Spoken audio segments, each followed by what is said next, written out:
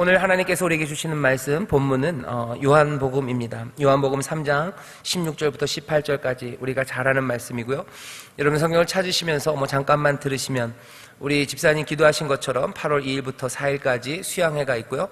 또 8월 3일 날 금요일은 침례가 있습니다. 주변에 침례 받으셔야 되는 분이 있어요. 그리고 침례를 받아야 되는데 침례를 받을까 말까 마음이 왔다 갔다 하시는 분들 계셔요.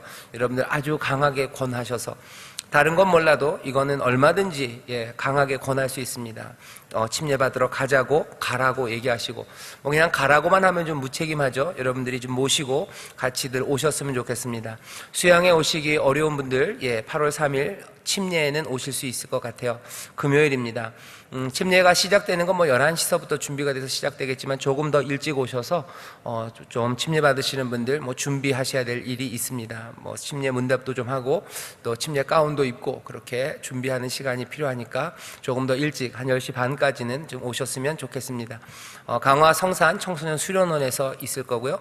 여러분들이 차편으로 각자 오셔도 좋고, 또 차편이 어려우신 분들은 교회로 9시까지 오시면 교회에서 버스가 함께 출발할 겁니다. 그렇게 알아주셔요. 8월 3일입니다. 같이 못 오시는 분들은 위에서 기도해 주시고 또 마음을 같이 해주시면 감사하겠습니다.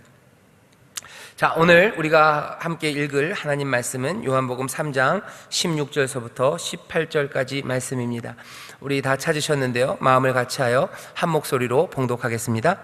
하나님이 세상을 이처럼 사랑하사 독생자를 주셨으니 이는 저를 믿는 자마다 멸망치 않고 영생을 얻게 하려 하심이니라.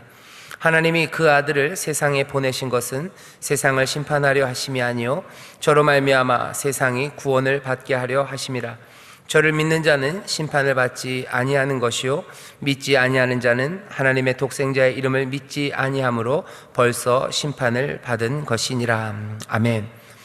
오늘 우리가 이 말씀 잘 아는 요한복음 3장 16절의 말씀을 구태여 본문으로 정한 것은, 여기 독생자가 우리 가운데 오셔요. 요한복음 처음에서 말씀이 육신이 되어서 우리 가운데 오신다고 하셨는데, 말씀이 육신이 되어서 우리 가운데 오신 이유가 여기 멸망치 않고 영생을 얻게 하시려는 이 목적을 우리가 다시 한번 확인하기 위해서 이 본문의 말씀을 읽었습니다. 오늘 우리가 살펴볼 것은 니케아 신조 중에 가운데서도 두 번째 내용이죠. 예수 그리스도, 우리가 알고 있는 하나님의 아들에 관한 우리의 믿음들, 우리의 고백을 다시 한번 살펴볼 겁니다. 사도신경과는 조금 다르고요. 또 여태까지 우리가 니케아 신조를 몇 가지를 외웠어요. 그리고 들었습니다. 아마 한 다음 주쯤 되면은 여러분들 기억이 가물가물하실 것 같아서 제가 좀 써오려고 합니다. 써서 우리가 도대체 니케아 신조에서 뭘 확인했는지, 그리고 아들, 성자 하나님에 대해서 교회가 뭐라고 고백했고 우리가 뭘 확인했는지 다음 주에는 그것들을 좀 볼 거예요. 오늘까지는 그냥 귀로만 들어주세요. 하지만 여러분들 오늘 들어야 되는 이야기는 사실은 신학 안에서도요 굉장히 좀 어려운 이야기입니다. 벌써 마음이 무거워지시고 눈꺼풀도 처지시고 그러는데 굉장히 어려운 이야기예요. 근데 좋은 소식은 뭐냐면 예배 시간이 그렇게 길지가 않아요. 어려운 이야기지만 길게 얘기하지는 않을 겁니다. 많은 사람들이 고민했고요. 그리고 여기에 대해서 의견 충돌이 많은 부분이 오늘 이 고백이에요. 이 고백을 받아들이지 않아서가 아닙니다. 이 고백을 받아는 들여요. 하지만 받아들여진 이 고백을 어떻게 이해할지에 대해서 교회가 꽤나 많이 오랫동안 둘로 갈라져 있습니다. 오늘 우리가 배우는 이 말씀은 그래서 어떤 의미에서요, 교회가 하나 되는 데 있어서 우리의 어쩌면 연약함 아니면 부족함을 인정해야 되는 바로 그런 부분입니다. 사실은 그렇게 어려운 부분이지만 우리의 신앙의 핵심인 것도 사실이에요. 뭐냐면 설교의 제목이 이렇게 되어 있습니다. 사람을 위하여 사람이 되신, 이렇게 되어 있어요. 우리가 오늘 살펴볼 니케아의 고백은요, 예수님의 성육신입니다. 육신이 되셨어요. 사람이 되셨다고 고백합니다. 사람이 되셨는데 그냥 사람이 됐다고 고백하지 않아요. 그 앞에 붙어 있는 말은 우리를 위하여예요. 우리를 위하여. 우리가 누군데요? 여기 이 우리를 애매하게 그냥 모든 것이라고 하지 않아요. 지난주에는 만물이라고 그랬죠. 만물을 만드셨어요. 하지만 그 아들 하나님은, 성자 하나님은 만물을 만드셨고요, 이제 육신이 되셨는데 그 육신이 되신 것은 만물을 위해서가 아닙니다. 우리를 위하여라고 고백하고요. 우리의 뭘 위하여? 우리의 구원을 위하여. 우리는 다른 사람들 아니에요. 바로 우리, 사람을 위하여. 그리고 사람의 구원을 위하여 사람이 되셨어요. 우리와 같이 되셨어요. 육신이 되었다고 고백합니다. 얘기가 복잡한데 그냥 원문을 그대로 번역을 하면 이런 뜻입니다. 이렇게 되어 있습니다. 사람, 우리를 위해, 우리의 구원을 위해 내려오사 사람이 되신 예수 그리스도를 우리가 믿습니다 라고 고백하는 거예요. 다시, 사람인 우리를 위해, 우리의 구원을 위해 내려오사 사람이 되신 성자 하나님을 우리는 믿어요. 이게 교회가 고백하는 내용입니다. 그리고 이 고백을 교회가 모두 다 함께 갖고 있어요. 여전히 여기 사람이라는 사실을 강조하면서 뭔가 아리안 논쟁, 그것과 연관되어 있기는 합니다. 근데 오늘 이 말씀, 이 고백을 읽으면서 먼저 드는 생각은 이런 겁니다. 사람을 위해서, 그리고 사람의 구원을 위해서, 우리를 위해서, 우리의 구원을 위해서 뭐가 되셨어요? 사람이 되셨대요. 이게 조금 이상합니다. 우리를 위하시려면 우리와 같이 되시면 안 될 것 같아요. 우리를 위해서, 우리를 구원하시려면 우리와 같이 되시면 안 됩니다. 왜냐하면 우리에게 구원이 필요하다는 것은 우리가 스스로 구원할 수 있는 힘이 없다는 거예요. 우리는 약하고, 그죠? 우리가 약하다면 약한 자를 위해서 약한 자를 구원하시려면 강한 자가 오셔야 돼요. 그러니까 우리를 위해, 우리를 구원하기 위해 그렇게 오시려면 우리와 같이 오시면 안 됩니다. 사람을 구원하러 오시려면 사람으로 오시면 안 돼요. 적어도 그냥 사람이 아니라 뭐예요? 그거보다는 조금 더 훌륭한 사람으로 와야 돼요. 영어로 하면은 man이죠. man을 구하기 위해서는 man으로 오시면 안 됩니다. man이 되면 안 돼요. 뭐가 돼요? 슈퍼맨이 돼야 돼요. 그래야 구원합니다. 슈퍼맨이 안 되면 적어도 뭐라도 돼요?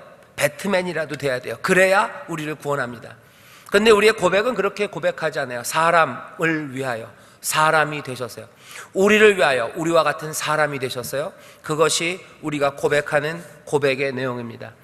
예수님께서 우리와 같다는 것에 대해서 분명히 해요. 그리고 그렇게 우리가처럼 인간이 되신 것은 다른 이유가 하나도 아니에요. 우리를 위해, 그리고 우리의 구원을 위해입니다. 예수님이 성육신이라고 얘기하죠. 인간이 되심, 사람이 되심은 구체적인 대상을 위해서입니다. 그냥 만물을 위해서 된 게 아니래요. 인생들, 사람들이라고 불려지는 그 독특한 사람들, 독특한 그 한 무리, 그 무리들을 위해서, 그들의 선을 위해서, 그들에게 좋은 것들을 주시려고 성육신 하셨어요. 특별한 목적이 있는 겁니다. 그냥 애매하게, 그냥 이게 멋져 보여서 하신 게 아니에요. 이게 놀라운 비밀이고 뭔가 남들에게 자랑할 만한 사건이라 하신 게 아니에요. 맹목적이지 않습니다. 목적이 분명한 사건 하나가 육신이 되신, 사람이 되신 사건이에요. 사람이 되실 때 그냥 되신 게 아니라 우리를 위해 되었다고 말합니다. 성육신 하신 그분이 하느님의 아들, 그 성자 하나님으로 딱 특정되어 있듯이 그 육신을 입으신 목적도, 그 대상도 바로 그들, 인생들, 우리들이라고 특정을 해 놓으셨어요. 여기 이 작은 별입니다. 이 온 우주 가운데 여기 살고 있는 이 사람들, 나와 여러분들, 저와 여러분들, 바로 우리를 위해서 만물을 만드신 바로 그분, 그 하나님의 아들은 육신이 되셨어요. 우리가 고백하는 바는 그겁니다. 우리 바로 지난주에 했던 고백이죠. 지난주에 뭐래요? 만물을 만드셨다 그랬어요. 만물을 다 만드셨어요.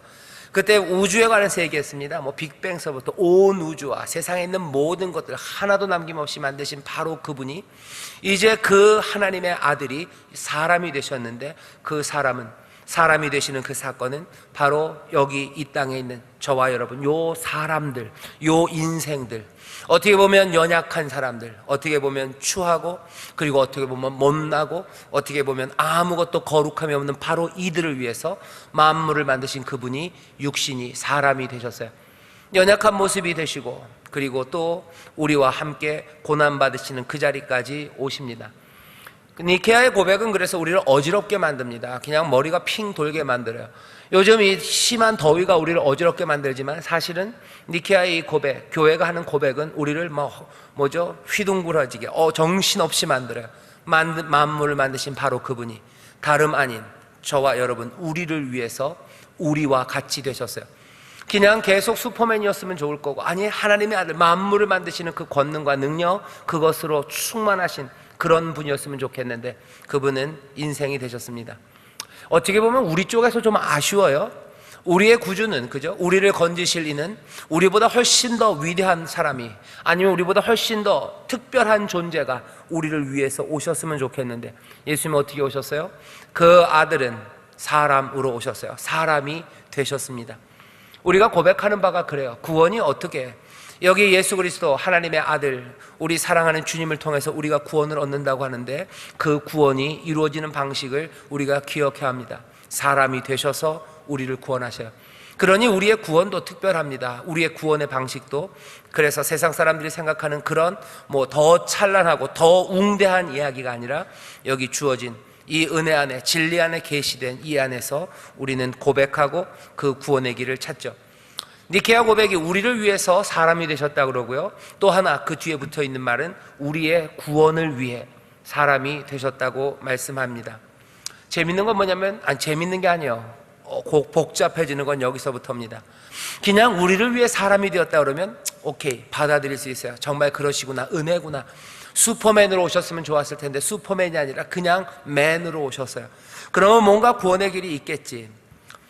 우리의 구원을 위해 사람이 되셨답니다. 재밌는 건 뭡니까? 여기 우리의 구원을 위해 오셨다 그러는데 우리를 뭔가로부터 건져내시려고 사람이 되셨대요. 그러면 도대체 무엇으로부터 우리를 건져내실 건가 질문이 생겨요. 적어도 그 중에 하나는 죄일 겁니다. 우리를 죄에서 구원하시려고 사람이 되셨어요. 그런데 한번 상상을 해보죠. 우리가 구원받을 거, 우리가 어디로부터 구출받아야 될 게 전혀 없었다면 그러면 어떻게 되는 겁니까? 여전히 그러면 하나님의 아들은 우리의 구원을 위해서 사람이 되셔야 되는가 하는 거예요. 우리를 위해 사람이 되셨어요. 우리의 구원을 위해 사람이 되신 분, 바로 그분이 하나님의 아들 성자 예수님이라고 우리가 고백하는데, 구원받을 게 우리에게 전혀 없었다면 어떻게 될까요? 이 질문은 이런 질문입니다. 하나님의 아들 성자께서 육신을 입으신 것, 사람이 되신 것은 그냥 뭔가를 수리하기 위해서, 뭔가 고치기 위한 그런 작업으로 하나님의 아들인 성육신 되셨을까 하는 거예요. 성육신 된 사건은 우발적인 사건인가 하는 겁니다. 영어로 하면 컨틴전트예요. 그러실 필요 없었던 일인가? 그러실 필요가 없었는데 그냥 역사가 흐르면서 우연히 사람을 구원하기 위해서 육신이 되셨는가 하는 겁니다. 컨틴전트라는 얘기를 이해하려면 이런 식이에요. 신학에서 계속해서 얘기되는 겁니다. 여러분들 혹시 들어보셨는지 모르겠어요. 인프라랩사리안, 무슨 슈퍼랍사리안 못 들어보셨죠? 우리 교육자들은 들어보셨을 텐데, 다른 거 아니라 하나님의 구원의 계획이 언제 세워졌을까 하는 겁니다. 우리가 알고 있는 창세기에 보면 아담과 하와가 죄를 지어요. 여러분들 그런 생각 해보셨나요? 예수님이 이 땅에 내려오시려는 그 구원의 계획은 언제, 그렇죠? 어느 시점에 하나님이 그 계획을 세우셨을까 하는 거예요. 언제 세우셨을까? 사람을 만들기 전서부터라고 주장하는 사람이 있고요, 아니면 사람을 만드시면서 했다는 사람이 있고, 또 누구는요, 아담과 하와가 죄를 짓고 나서 바로 그 순간 하나님이 계획을 세우셨다는 거죠. 아담과 하와가 죄를 안 지었다면 구원의 계획은 없었을 거라는 겁니다. 그렇죠? 아담과 하와가 죄를 안 지었어요. 그러면 당연히 구원의 계획은 필요 없어요. 모든 게 다 잘 됐다면 여기 이 성자는 우리같이 인간이 될 필요가 적어도 없어요. 왜? 우리의 구원을 위하여 사람이 되셔야 되는데 우리가 구출되어야 될 상황이 우리에게 없다면 성자는 사람이 되지 않았을 거기 때문입니다. 여러분들은 어떻게 생각하십니까? 신학자들 그리고 교회는 이 문제로 고민이 많았어요. 고민이 꽤 많습니다. 그래서 여기에 대해서 적어도 3갈래, 아니면 적어도 분명하게 2갈래로 갈라져요. 하나는 뭐냐면 이런 식으로 설명하는 겁니다. 그냥 우연히 왔다고 생각하는 거예요. 성자 하나님이 사람이 되실 필요는 없어요. 그러니 성자 하나님이 처음서부터 영원한, 그죠? eternally 영원한 하나님의 아들로 계셔요. 거기에는 육신도 없고 아무것도 필요 없죠. 사람이 필요 없어요. 그러다가 사람들이 죄를 짓습니다. 죄를 짓는다는 우연한 사건이 발생돼요. 하나님은 이것들을 치료하고 싶으신 거예요. 그래서 이 성자 하나님이, 영원하신 하나님이 사람이 되신 거예요. 그렇게 이해하시나요? 제가 얘기했죠. 어려운 얘기 할 거라고요. 그렇게 이해하는 사람들이 있어요. 그런데 이렇게 되면 뭔가 문제가 심각해집니다. 왜 문제가 심각해지냐면 이렇게 되는 거예요. 영원하신 하나님이 성자가 계셨어요. 그런데 뭔가 문제가 생겨서 이 땅에 육신으로 옵니다. 그러면 여기 이 영이었던 성자 하나님이 사람이 될 때 여기 사람이 되는 육체 예수는 어디 있었냐는 거예요. 어디 있었어요? 없었는데 만들어진 거예요. 그렇다면 그렇다면 여기 하나님과 또 하나님의 영과 육이 신인입니다. 영원히 하나님과 인간으로 동일하게 나누어지지 않고 계신 영원한 성자는 이전과는 다른 모습이에요. 다른 모습으로 변화합니다. 그리고 여기 있는 것들이 어디서 나왔는지 설명이 안 돼요. 그러니 이런 방식으로 설명하려면 어떻게 되는 거예요? 그냥 육신은 그냥 그릇일 뿐이고 그 안에 하나님의 영이 임해서 뭔가 따로 떨어진 거예요. 사람은 그릇이 되어서 거기에 하나님의 정신이 들어와서 그렇게 살아가요. 그러면 인간과 같지 않습니다. 여기에는 사람의 의지라는 게 없어요. 하나님의 의지만 남아요. 그러면 여기서 예수님이 고난당하시고 여기서 시험 받으신 거, 사람이 시험 받고 고난 받은 것과는 달라요. 그러면 우리의 구원, 그것도 위태로워집니다. 이 방식이 그렇게 꽤나 성공적이지 않아요. 사실은 굉장히 논리적인 것 같습니다. 그죠? 그래야 맞는 것 같아요. 사람들이 죄를 지어서 뭔가 구원이 필요하기 때문에 하나님이 이 구원의 계획으로 사람이 되시고 성자가 사람이 되는 게 맞는 것 같지만 사실은 그렇게 따지면 뭔가 훨씬 더 복잡한 문제가 생겨요. 교회가 또 택한 다른 방식은 이런 겁니다.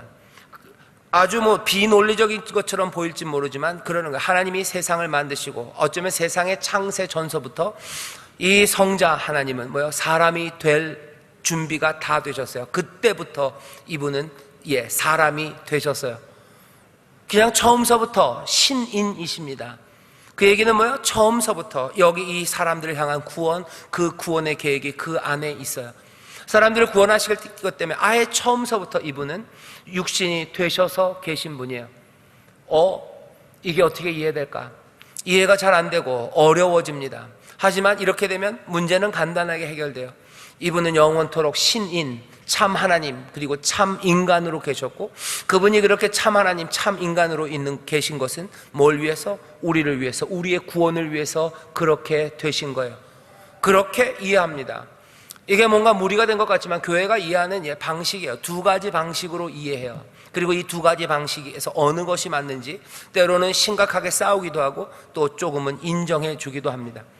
오늘 제가 여러분들한테 이 이야기를 하는 이유는 여러분들 이게 다른 게 아니라 칼비니즘 그리고 아르미안이라 그러죠. 알미아니즘 여기 나뉘어지는 거예요.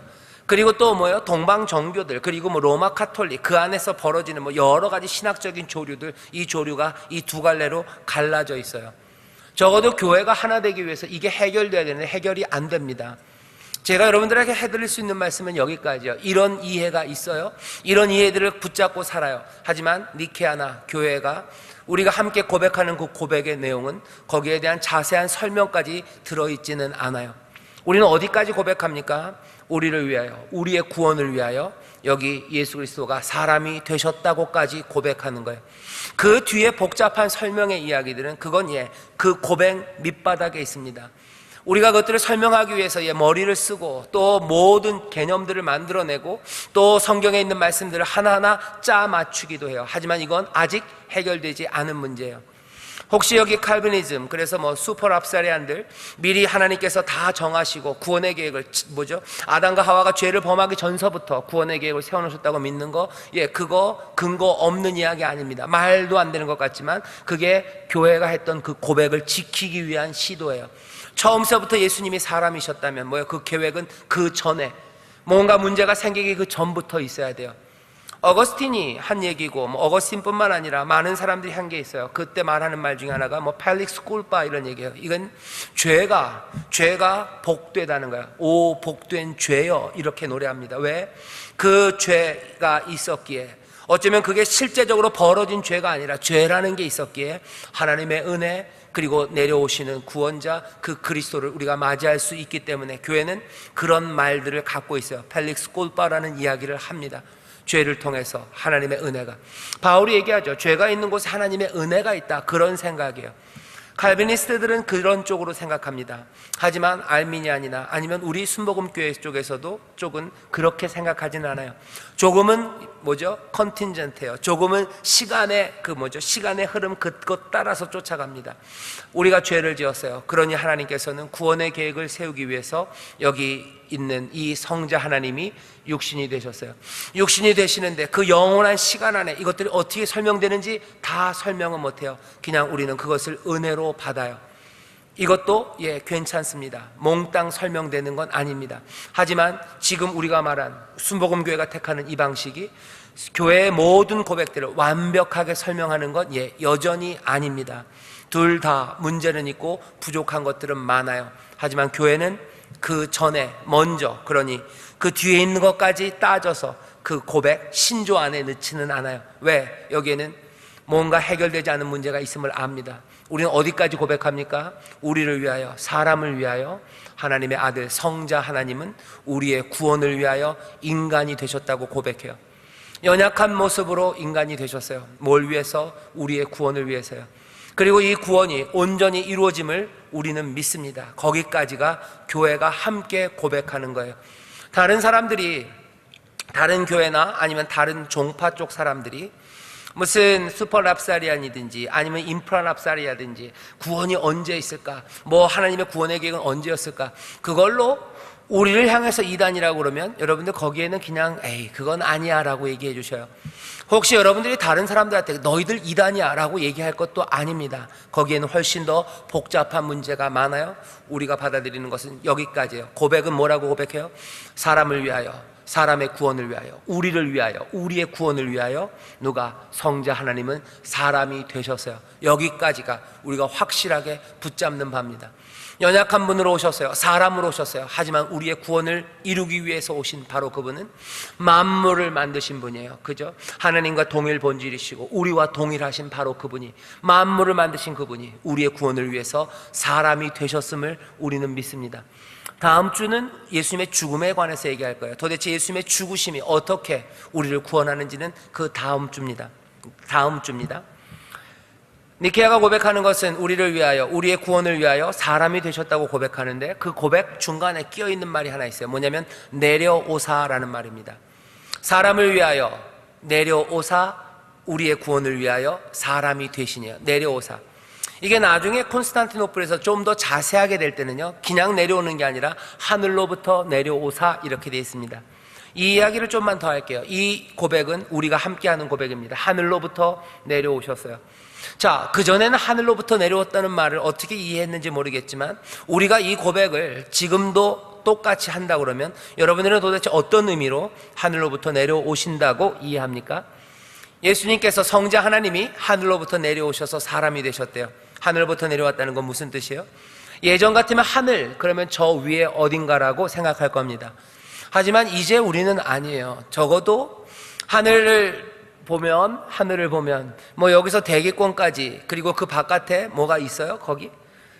없어요. 안타깝게도 아폴로 13호인가요? 거기랑 암스트롱이 우리의 꿈을 깨버렸어요.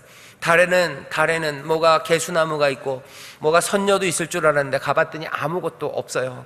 그냥 거기 달이고 그 우주 바깥에는 그냥 똑같은 공간입니다. 우리가 알고 있는 우주는 그래요. 우주는 뭔가 차별이 있지 않아요. 그냥 공간은 몽땅 다 획일화되어 있어요. 똑같은 공간이에요. 아무리 멀리 가서 뭐 100만 광년 뒤에는 뭐가 다른 신천지가 열릴까? 우리가 알고 있는 건 그렇지 않습니다. 하늘로부터 내려왔대요. 도대체 그럼 지금 우리는 이 말씀을 어떻게 이해합니까?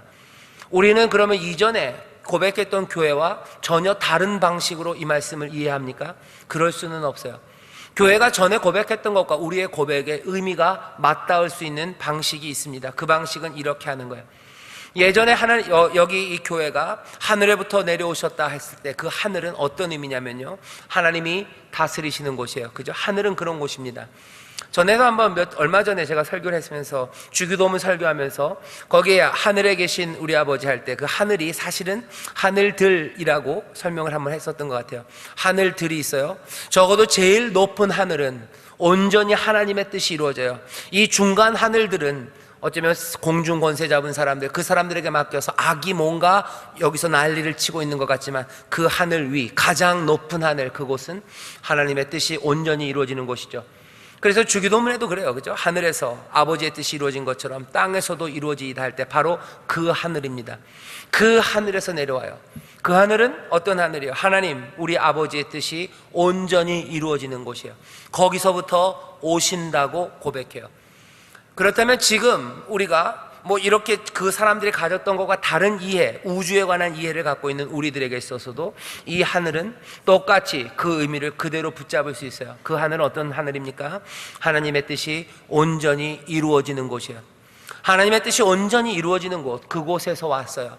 그걸 우리는 지금은 어떤 방식으로 이해해요? 하나님의 어쩌면 왕국의 마지막입니다.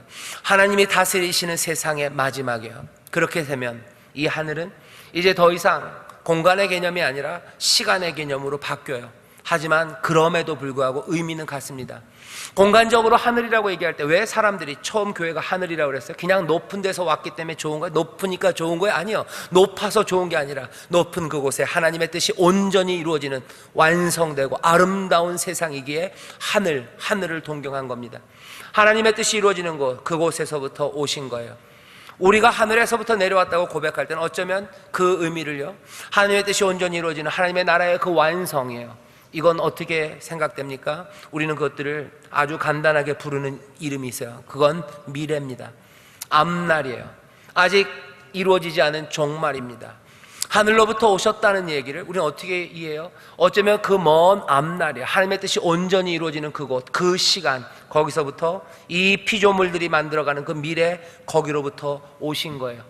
사람들은 그렇게 이해하고 있어요. 지금 하는 얘기 들으면서 여러분들 갑자기 생각나는 건 뭐예요? 터미네이터죠. 아놀드 슈왈제너가 이렇게 하고 온 거예요. 그죠? 뭔가 미래에서부터, 예수님이 미래에서 온 거야? 갑자기 무슨 공상과학 영화야? 그러는데, 공상과학 영화 얘기하는 게 아니에요. 신학은 늘은 아니고요, 이런 방식으로 이해하고 있어요. 지금 이해하는 방식이 이렇습니다. 종말론적이라고 얘기를 해요. 거기서부터, 그 종말, 그 완성된 세상에서부터 우리가 사실은 그 미래로 가야 돼요. 근데 예수님은 그 미래, 그 하나님의 나라를 가지고 이 현재를 뚫고 들어왔다고 얘기해요. 이리로 쳐들어오신 거예요. 종말이, 그 완성이 지금 이 현재로 밀려 들어온 거죠. 하나님 나라의 그 완성된 은혜가, 그리고 그 충만하고 자유로운 삶이 지금 이 시간, 이 시대로 은혜 가운데 꿰뚫고 온 거죠. 들어온 이 예수님은 우리를 몽땅 다 이끌고 거기 오신 그곳으로 우리를 인도할 겁니다. 우리가 그렇게 얘기해요. 우리를 하나님 나라로, 하늘로 인도하실 분이에요. 다시 우리가 하늘을 생각할 때 코페르니쿠스 그 이후입니다. 뭔가 뉴턴 이후입니다. 우주는 몽땅 다 동일한 공간이에요. 다 똑같은 걸로 색칠되어 있어요. 우주, 하늘, 하나님 나라가 어디 저기 우주별, 비원, 아주 이름도 까먹었네. 어린 왕자가 살던 거 어디죠? 비원, 그거 어디 뒤입니까? 안드로메다 뒤 어디? 거기 그거 코너를 싹 돌면 그 우주 그 뒤에는 숨겨놓은 뭔가 있을까?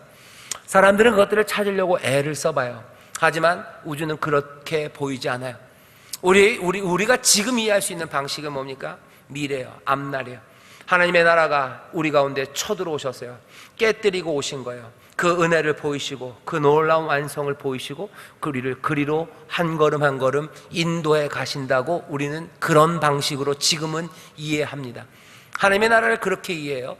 하늘로부터 오심, 그리고 우리를 하늘로 인도하심을 그렇게 이해합니다. 하늘로부터 오셨다는 건 그래서 그런 하늘이 있다는 거, 그렇게 완성된 미래에서부터 주님이 오시고 그 종말이, 하나님의 나라가 우리 가운데 쳐들어왔다고 그 오심을 믿고 이해하는 것들은 우리에게 유익이 됩니다. 어떤 유익이 되냐면 이런 거예요. 뭡니까? 미래가 있다는 거예요.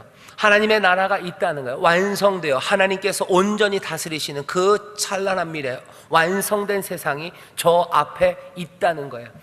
이건 옛날 사람들이 하늘, 거기 천국, 어쩌면 낙원이 있다고 믿는 것과 똑같습니다. 이건 우리의 시간 안에서, 이 현실 안에서요. 다른 건 뭡니까? 우리가 다른 곳으로 가는 게 아니라 여기 이곳에 그 시간이 온다고 믿었을 때는 이 시간이 흘러가서 그 미래에 가닿았을 때, 거기에 가닿았을 때, 거기 그곳에 비어있는 게 아니라, 거기 그 세상이 엉망인 세상이 아니라 그 끝에 그냥 허무만이 가득한 몽땅 다 사라져버리는 게 어둠, 깊은 어둠과 절망, 그리고 혼돈, 그것이 있는 게 아니라 하나님의 뜻이 온전히 이루어지는 찬란한 미래, 그것이 우리의 앞에 있다고 우리는 믿게 되는 거예요. 거기서부터 오신 이가 있어요. 그것들을 뚫고 오신 이가 있어요. 그분이 누굽니까? 예수님이요. 예수, 그 하나님의 아들, 참 하나님과 참 인간으로 부활의 몸이 무엇인지, 부활의 생명이 무엇인지를 보이신 그분을 볼 때 우리는 미래에 대해서 낙관할 수 있어요. 우리의 앞날이 혼돈이 아닐 겁니다. 흑암 가운데 사라져버릴 세상이 아니에요. 여러분들 여전히 꿈꿀 수 있습니다. 세상 앞날이 어떻게 될지 모른다면 우리는 그냥 막 살지도 몰라요. 어차피 세상은 허무 가운데 쓰러져 버릴 그런 세상이라면 우리의 삶이라는 건 그냥 엉망이 되어도 뭐 별 그렇게 큰 어려움이 없습니다. 하지만 하늘이 있다는 것, 거기 그 완성된 세상에서, 그 종말의 세상에서 주가 우리 가운데 오셨으면 거기 그 찬란한 세상이 있다는 증거입니다. 피조 세계, 이 만들어진 이 세계가 허무로 끝나지 않을 거라는 분명한 증거입니다. 예수 그리스도, 우리 사랑하는 주님이 하늘로부터, 그죠? 그 하늘이라고 말해지는 하나님의 온전한 다스림이 있는 그곳에부터 우리에게 오셨다는 것은 이제 우리의 미래, 우리의 앞날, 거기서부터 우리에게 오신 그분은 이제 우리가 더 이상 낯설어 할 분이 아니에요. 낯설지 않습니다. 물론 낯설죠. 미래부터 오셨으니 낯설죠. 하지만 그 미래로 우리도 가고 있어요. 사람으로 오셨어요. 사람으로 오셨어요. 우리를 구원하시러 사람으로 오셨습니다. 다른 모습으로 오지 않으셨어요. 성령의 능력으로 하늘로부터 내려오사 우리를 위해, 사람을 위해 우리를 구원하시려 사람이 되신 놀라우신 예수 그리스도, 하나님의 아들, 그 아들 성자 하나님을 우리는 믿습니다. 이게 교회가 하는 고백이에요. 이 고백에 여러분들도 참여하기를 바랍니다. 아마 이 고백을 몰랐다면 다시 한번 들어주셨으면 좋겠어요. 교회는 뭐라고 고백합니까? 하나님이 온전히 다스리시는 그 나라가 우리 가운데, 예수 그리스도를 통해서 우리 가운데 임했다고. 적어도 우리가 그걸 향해 가지만 여기 그 미래는 이 지금의 현재를 향해서 뚫고 들어왔다고. 빈틈을 깨뜨리고 우리 가운데 들어왔다고. 그래서 우리의 앞날에 하나님이 다스리시는 찬란한 하늘이, 천국이, 어쩌면 다른 말로 하면 그 낙원이 우리 가운데 있음을 이 사람이 보이셨어요. 사람으로 오지 않았다면, 정말 낯선 이로 오셨다면 우리는 그 나라를 알 수 없어요. 하지만 낯설지 않은 이로 우리 가운데 오시는 거죠. 다시 한번 우리는 소망을 품을 수 있습니다. 오늘 소망은 두 가지로 품어져요. 하나는 우리를 위해, 우리의 구원을 위해 오셨다는 말씀이 우리에게 소망이 돼요. 그리고 이분은 어디로부터? 하늘로부터 오신 사람, 하늘로부터 오신 그리스도, 우리 주님이라는 사실이 우리에게 소망이 됩니다. 우리는 구원될 겁니다. 우리의 모든 문제들, 어떤 문제건, 그게 죄건 아니면 우리의 슬픔이건 아니면 우리의 연약함이건, 그 모든 것 가운데 우리를 구원하실 분이 우리 가운데 오셔요. 또 하나, 그것들이 증명됩니다. 그분은 하늘로부터 오신 거예요. 완성되는 그곳으로부터 우리에게 오셨어요. 증거입니다. 구원의 증거예요. 거기 새 하늘과 새 땅이 있다는 증거로 우리 가운데 오셔요. 그것이 그러니까 미래에 대한 증거를 어떻게 갔습니까? 아무것도 못 갔죠, 그죠? 여러분들 코난, 미래소년 코난인가요? 그런 만화 영화 보시나요? 거기서 찾아가야 되는 게 되게 많아요. 인더스트리얼에서 뭘 찾아가요? 뭐가 물이 나오는 땅을 찾아야 되고 뭘 찾아가야 됩니다. 이 사람들 영화들 보면 그런 영화 많아요. 워터월드 이런 거 있었죠. 누구였을까요? 그 사람이 누구죠? 갑자기 생각이 안 나는데. 케빈 코스터가 나왔던 영화 있어요. 거기 보면 뭔가 땅이 있다는 거예요. 땅이 있다는 증거들을 조금씩 들려옵니다. 그러면서 물병이 물이 날라오고요. 뭐가 그런 증거들이 보여요. 거기서부터 뭔가가 와야 돼요. 그래야지 그곳이 있다는 소망이 생겨요. 이젠 땅은 하나도 없나 보다 생각하지만 아니에요. 뭔가 흙이라는 것들이 전해지기 시작하죠. 앞날의 미래가 어떻게 될지 우리는 몰라요. 앞날이 그냥 괴물들만 사는 세상일지 아니면 허무로 사라져버릴지 우리는 모릅니다. 하지만 그 하늘에서부터 오신 이가 있어요. 하늘에서부터 오신 이를 보면 온전합니다. 그분은 아름답습니다. 거기에 모든 하나님의 뜻의 충만함이, 은혜가 거기에 가득해요. 그러니 우리는 미래, 앞날에 대한 소망을 품을 수 있어요. 내 앞날만이 아니라 사람들에 대한 소망을 품을 수 있어요. 내 자녀와 그리고 우리가 함께 사는 이웃들이 함께 꿀 수 있는 소망, 그 소망이 적어도 이 고백을 하는 교회에게는 있습니다. 세상 모두가 소망을 잃어버려도 그래서 교회는 소망을 잃지 않아요. 감당할 수 없는 압제 가운데서, 그죠? 심각한 독재와 폭력이 판치는 그곳에서 사람들은 앞날이 암담할 수밖에 없어요. 하지만 그곳에서도 교회는 소망을 잃지 않습니다. 온갖 비인간적인 일과 잔인한 일들이 난무해서 뭐 이런 세상이 있을까? 이런 세상의 미래는 그냥 모두 다 쓰러져 버릴 수밖에 없는 그런 참혹한 미래가 우리 가운데 있을 거라고, 모두가 다 절망하고 거기에서 그냥 죄악된 세상으로 서로를 죽이고 서로를 속이고 그냥 거기서 비참하게 사랑받지 못하게 살아가는 그곳에서도 교회는 아니에요. 교회는 그 소망을 버릴 수가 없어요. 왜? 그 완성된 하늘에서부터 오신 이가 우리 가운데 계셨기 때문이에요. 그분이 우리와 함께 하시기 때문에 교회는 소망을 놓치지 않습니다. 파렴치한 사람들만 가득한 세상에서도 믿음의 사람들은 그래서 소망을 놓치지 않아요. 온 세상에 악으로 가득 찰 것 같고 세상에는 이제 더 이상 꿈꿀 수 있는 것들이 아무것도 남지 않았다고 하는 그 동토의 땅에서도 교회는 소망을 잃지 않아요. 인간의 자비의 잔혹함과 그리고 그냥 악랄함이 극에 달하는 그곳에서도 교회는 소망을 잃지 않습니다. 앞날에 대한 꿈을 잃을 수가 없어요. 왜? 하늘에부터 오신 분, 그분을 보았기 때문에 그래요. 하나님의 나라가 온전히 이루어지는 것, 그 의와 평강과 그리고 그 놀라운 기쁨의 나라, 그 나라를 그리스도 안에서 발견해요. 우리의 구원을 위해서, 우리를 위하여 그 하늘로부터 우리에게 내려오셔서 사람이 되신 바로 그 그리스도, 그래서 그리스도는 우리의 소망입니다. 예수는 그래서 꺼지지 않는 소망이에요. 그것은 감출 수 없는 빛입니다. 모든 교회를, 하나님의 사람을 끊임없이 꿈꾸게 하고 소망을 노래하게, 한 걸음 한 걸음 더 정직하고 그리고 더 바른 길을 가게 하시는 생명의 길, 그리고 그 놀라운 구주가 되십니다. 교회는 그렇게 고백해 왔어요. 그 고백이 정말로 여러분들 보시면 독재가 심각했던 남미에서도 교회는 그래서 계속해서 소망을, 어쩌면 지금도 북한에서 말도 안 되는 압제와 그리고 탄압이 그리고 비인간적인 일이 일어나는 그곳에도 여전히 그곳의 교회는 소망을 말합니다. 지금 이 땅도 마찬가지입니다. 우리를 보면 뭔가 좋아지는 것 같지만 훨씬 더 무거운 그림자들이 세상을 누르고, 그리고 지금은 게다가 발달된 북태평양 고기압이 사람들을 지치게 하고 힘 빠지게 해요. 하지만 교회는 이 소망, 교회는 더 밝은 미래에 대한 꿈들을 놓치지 않습니다. 다시 한번 이 놀라우신 은혜로 우리 가운데 오신 예수 그리스도, 우리를 구원하시려 육신이 되어 우리 가운데 오시고 영생을 얻게 하시려고 오신 그리스도를 여러분들 의지하시고 사모하시고 믿음으로 고백하시고 한 걸음 한 걸음 주를 따라 걸어가시기를 주의 이름으로 축원합니다. 기도하겠습니다. 하나님 감사합니다.